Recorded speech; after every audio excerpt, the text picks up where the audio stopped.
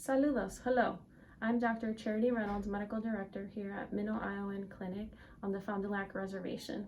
Our Tribal Public Health Department and the Minnesota Department of Health are working together to complete the contact tracing phone calls.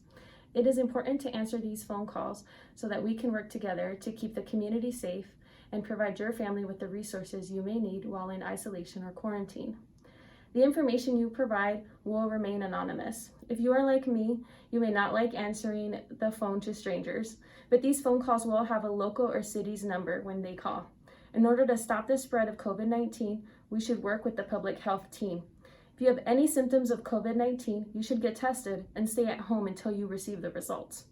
You can get tested at a clinic or a free community testing event. If you get a positive test, the testing site will call the person tested to tell them they are positive, discuss the next steps, how to care for themselves and their family.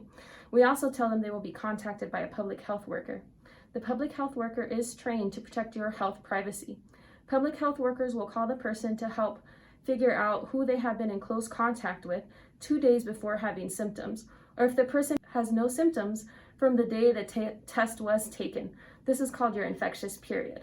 It is helpful to have a list going of our close contacts, anyone we have been with within 6 feet for 15 minutes total or more. Think of any places you've been during your infectious period, restaurants, churches, schools, etc.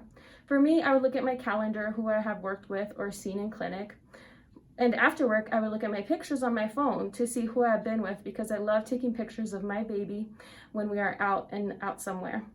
One of the ways we can decrease the spread of COVID-19 is to participate in contact tracing to help identify others that have a potential of having the infection.